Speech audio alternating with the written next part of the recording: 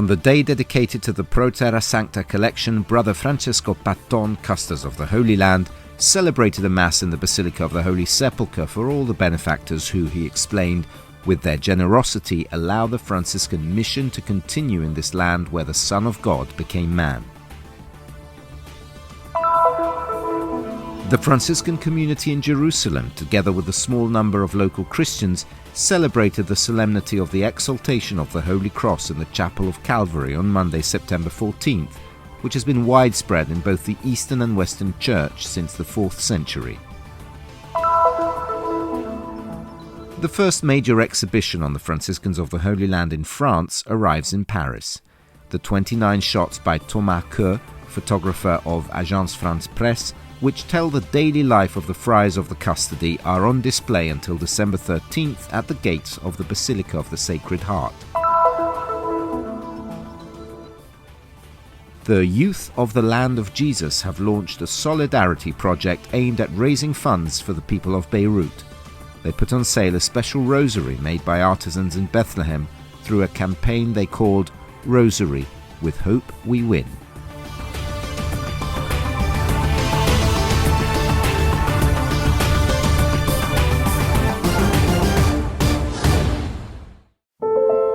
It is the early morning of Sunday, September 13th, when Brother Francesco Patton, Custos of the Holy Land, enters the Basilica of the Holy Sepulcher to celebrate Holy Mass. The celebration has a special intention: to pray for all the benefactors of the Land of Jesus on this day dedicated to the Pro Terra Sancta Collection, to which Christians around the world are invited to collaborate. Next to the Custos there is the Franciscan community of the Holy Sepulcher. In questa celebrazione qui al Santo Sepolcro, nel luogo più santo di tutta la cristianità, nel luogo dove Gesù... In this celebration here at the Holy Sepulcher, in the holiest place in all of Christendom, in the place where Jesus conquered sin and death and gave us certain and invincible hope, we want once again to pray for the sick, for those who care for them, for the many poor who have no means to care, but also for the pastors and the governorate. They find themselves having to make difficult choices for the good of the faithful and the people. We want to pray especially for the benefactors of the Holy Land, who allow us to continue our mission in this land where the Son of God became man in Jesus of Nazareth and gave his life for our love and salvation. Di continuare la nostra missione in questa che è la terra in cui il Figlio di Dio si è fatto uomo in Gesù di Nazareth e ha dato la vita per amore nostro e per la nostra salvezza. In front of the empty tomb of Jesus, the Custos expressed a special prayer for all the benefactors of the Holy Land. Che il Signore vi ricompensi. May the Lord reward you by filling you with every good, and especially with the gift of reconciliation and peace, each and every one of you and your families. Ciascuno e ciascuna di voi e le vostre famiglie. La preghiera è il primo compito che ci è stato affidato. Prayer is the first task entrusted to us when we became guardians of the holy places. The Pope, already in 1342, asked us to live in the holy places celebrating holy masses. We know that this is the sacrifice of praise, the prayer that rises up to God. It is the most powerful, most effective intercession that there can be for the whole of humanity, and therefore we feel a duty of gratitude to all Christians throughout the world who are those who allow us to live our mission. Della riconoscenza nei confronti di tutti i cristiani di tutto il mondo, che sono quelli che ci permettono di vivere la nostra missione. Quando noi qui al Santo Sepolcro, sulla tomba... When we are here at the Holy Sepulchre, on the tomb of Jesus, we make the sacrifice of the Mass to the Lord. Then that sacrifice also reaches those who live in the Amazon, even those who live thousands of miles away from us, and not only the faithful present at this time around the altar. Distanza da noi e non solo ai fedeli presenti in questo momento attorno all'altare. The Pro Terra Sancta Collection, continued Brother Patton, will allow the custody present in the Holy Land for 8 centuries to continue its missionary work. Every year the report of this collection is broadcast through our means of communication. Rendono conto dei lavori che vengono fatti nei vari santuari, rendono conto degli impegni delle nostre parrocchie, impegni pastorali e impegni... They give an account of the work that is done in the various sanctuaries, of the communities of our parishes, of the pastoral commitments, of the schools that guarantee a future for tens of thousands of young people. They give an account of our commitment with migrants, workers and refugees. They give an account of what we do even in the most difficult and war-torn areas such as Syria, or in more recent times, those that have been affected by a tragic economic situation aggravated by various incidents, such as that of Lebanon. Quello che noi facciamo anche nei territori più difficili e più provati dalla guerra, come ad esempio la Siria, oppure in tempi più recenti quelli provati anche da una situazione economica tragica aggravata poi da incidenti di vario genere come quello del Libano. Finita la pandemia, speriamo anche che torni. Once the pandemic is over, we hope that the pilgrims will return, and therefore we can take care not only of the small flock living here in the Holy Land, but also of the millions of pilgrims who create this link between the local church and the universal church, and make us feel part of one big family, that is the church. Fanno sentire parte di un'unica grande famiglia che è la Chiesa.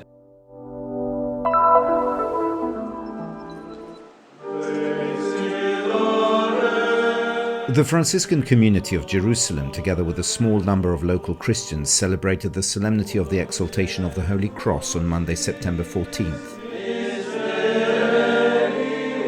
Brother Dobromil Yatsal, custodial vicar, presided over the celebration.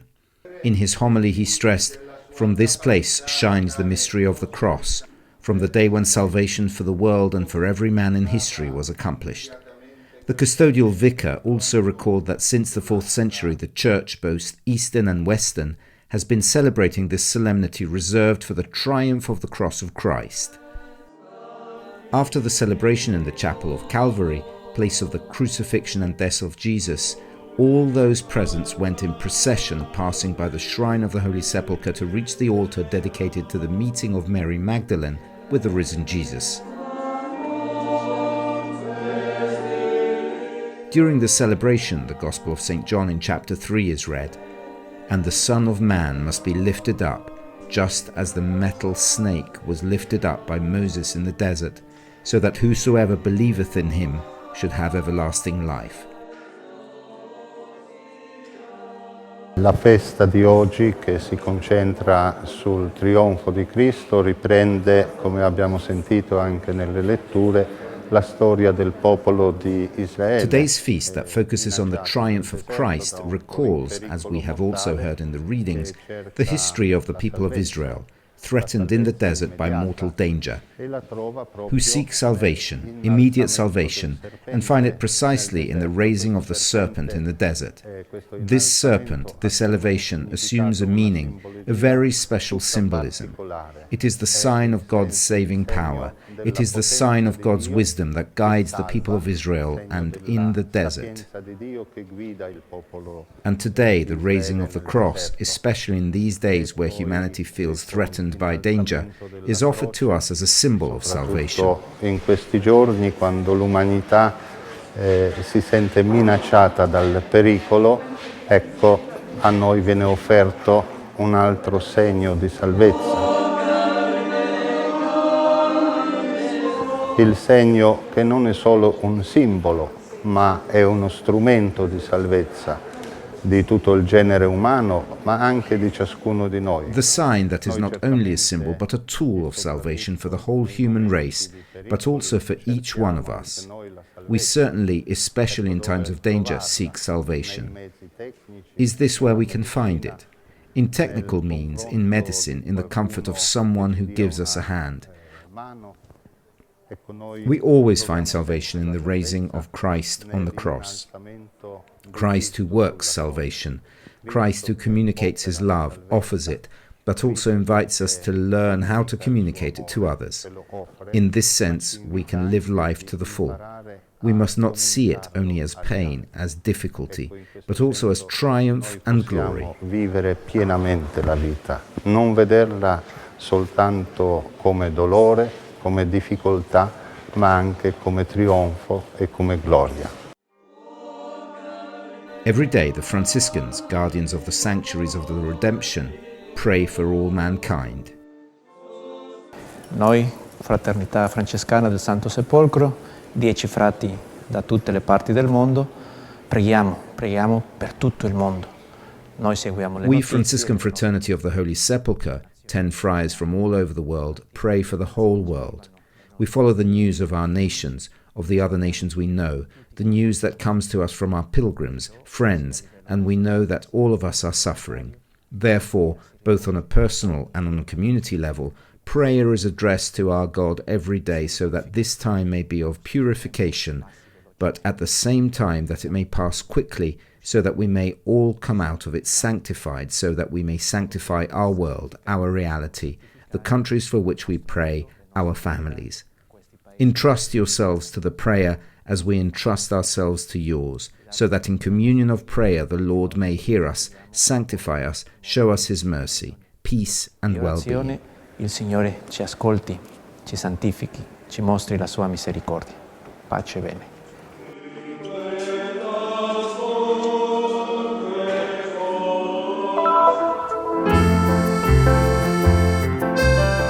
The first major exhibition on the Franciscans of the Holy Land in France arrives in Paris. Not a simple description of the activities of the custody, but above all a look at the daily life of the friars already proposed in June 2018 in Jerusalem and now brought to the French capital at the gates of the Basilica of the Sacred Heart, the second most visited place in the country after the Cathedral of Notre Dame. We are particularly happy that the exhibition The Guardians of the Tomb of Jesus takes place at the Sacred Heart, because the Basilica of the Sacred Heart, like the Holy Sepulcher and like all the sanctuaries of the Holy Land, is a place where pilgrims from all over the world arrive, but where there are also Christians living in the shadow of the various bell towers. The protagonist of the 29 shots of Coex, who directed the photographic department of the press office of Agence France Presse in Jerusalem from 2014 to 2019, is the fraternal life of the Franciscan friars. The images let the visitor immerse himself in the intimacy of the convent of Saint Saviour in the heart of the Holy City, a work also the result of numerous meetings which represents an absolute novelty for an international press journalist. Thomas Coex est un journaliste qui a su se faire petit, rentrer par la petite porte. Thomas Coex is a journalist who knew how to make himself small, enter through the little door, make friends with several brothers, one, then two, then three, etc. When he photographed the brothers, he did not look like an intruder, but someone we knew, and his presence was welcome. We are happy that he was able to take these photos that highlight what is at the center of our life, which is fraternal life. L'évidence, ce qui pour nous est important dans notre vie, c'est-à-dire la vie fraternelle.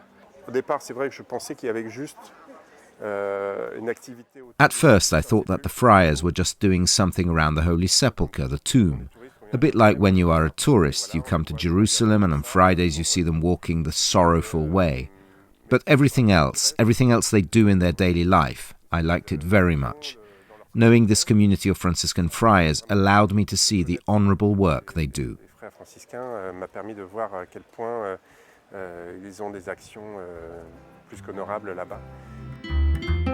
Thomas Coex stops in front of his favorite photo, that of an elderly Palestinian Christian woman who, in her home, receives communion from the hands of a Franciscan. We spent several hours with Brother Ayman visiting 20 or 25 families in the old city, and the meetings we had were incredible. This lady is the symbol of it. It is precisely this originality of the story that has struck the new rector of the Basilica of the Sacred Heart in Paris. The exhibition, The Guardians of the Tomb of Jesus, will remain on display until December the 13th at the gates of the Basilica of the Sacred Heart in Montmartre, and is supported by Agence France Presse and Canon, the famous brand among the world leaders in photography products. Images that all passers-by and tourists, Christian and not, will be able to admire in this crowded street of the French capital. The exhibition is part of the approach that Pope Francis has been indicating for a long time, according to which our church must go to the suburbs, look outwards, not only to those who come to our shrines. The message is clear. The heart of Jesus must not remain confined within itself, within the walls of the basilica, but must radiate, must go out. For me, this is the meaning of this exhibition. Que cette exposition photo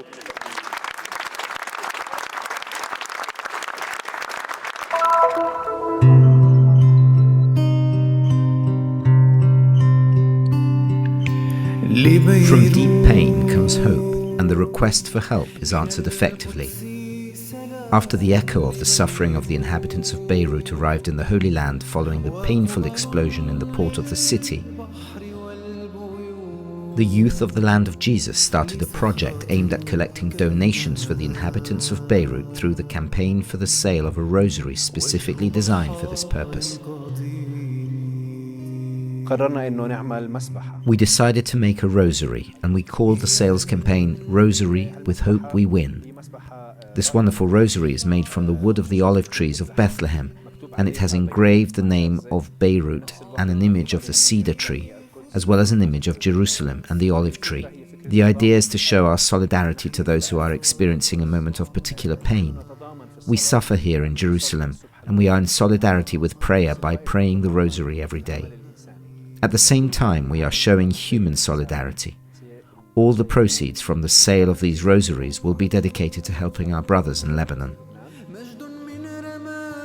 So far, about $20,000 have been raised, and the initiative is still in progress.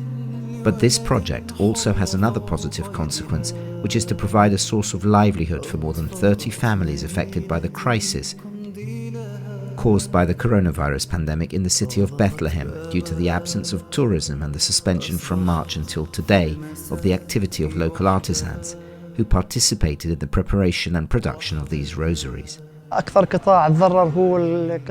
In addition to the tourism sector, the olive wood workshops were particularly affected, since from March the 5th until today 95% of the workshops have been closed.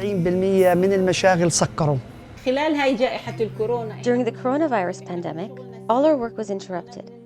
I work in tourism and olive wood crafts. We produce, among other things, rosaries with wire and metal.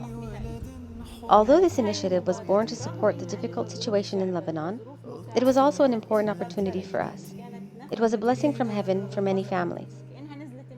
When I spoke to some families to offer them the job, it was as if I was offering them a gift from heaven. Everything took place with great peace of mind, because the project has a humanitarian objective.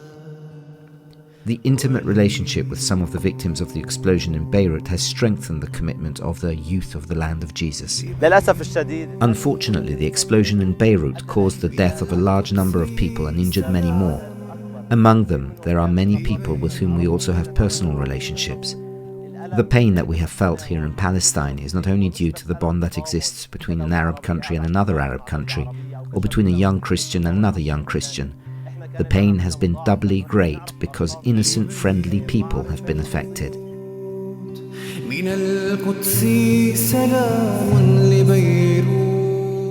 Ours is a message of hope because we are confident and sincere, a message of love because with love we always triumph, a message of faith because we trust in the Lord who has called us and will complete his good work in us. وجه بحار قديم